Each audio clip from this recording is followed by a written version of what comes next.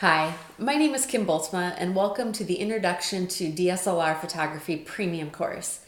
This course is designed for those of you who own a DSLR camera but just haven't had the time to really learn how to use it or use it well. If you're still using auto mode, don't worry.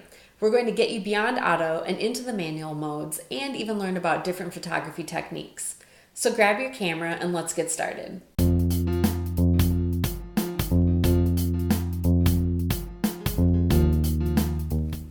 Okay, let's start by just holding onto your camera and thinking about what this all means.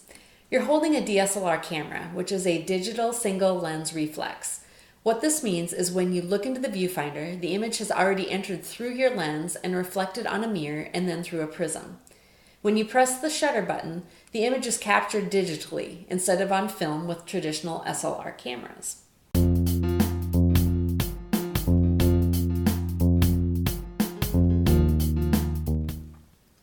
We're going to turn on your camera and switch your mode to auto, which on many cameras is indicated by a green square or the words auto in green. What this means is that the camera thinks it's smarter than you are. It won't let you change hardly any settings. You focus, you point, and you shoot. While this sounds easy, it may not be the very best option for every shooting situation.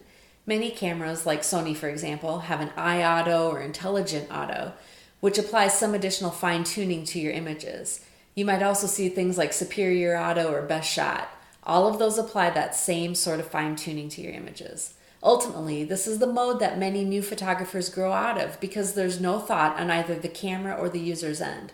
But it's also quite helpful, especially when you want to get that quick picture and don't have time to think about what mode the camera should be in.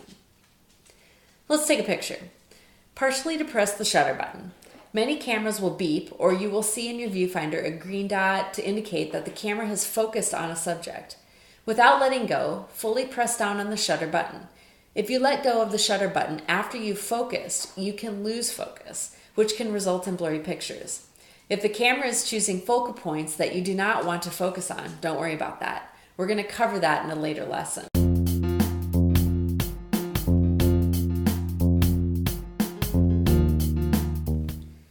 We've done enough logistics for one lesson. Let's talk about other necessities for your DSLR. First, you need to know how to change lenses. Most DSLRs come with what's called a kit lens, which is like a photographer's training wheels. It's simply an 18 to 55 millimeter, which means how much your lens can zoom. Smaller numbers have a wider angle of view, like 18, meaning more of the setting will appear in the photo. Larger numbers, like 300, indicate telephoto, which brings you closer to the subject or zooming in.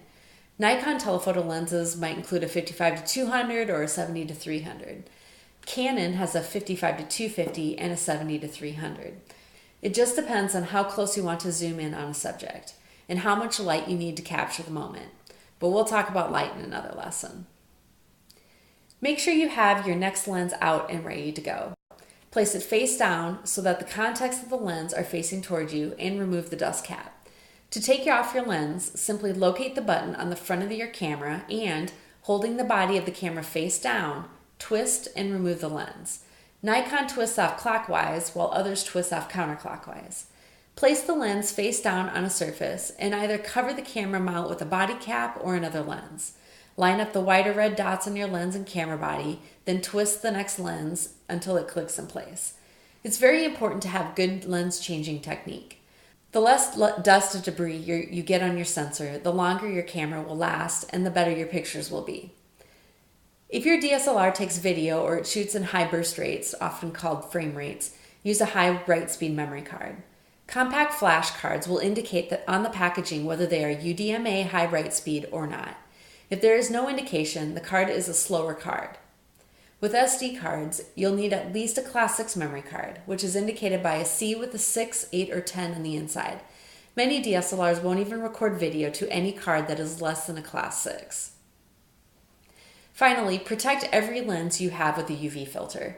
Not only do better ones, like ProMaster's digital UV filter, do a better job at blocking against sunspots and excess reflective light, but they also protect your lens. It's much cheaper to buy a $30-ish filter than replacing a $300 lens. All right, I'm going to give you an assignment.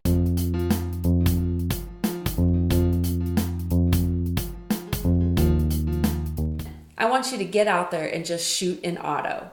Take pictures of people, landscapes, pets, a variety of subjects, settings, and lighting situations. Take mental notes of what you like and don't like, because we'll start to look at some of these pictures and discuss what's right and wrong with auto and how we can improve.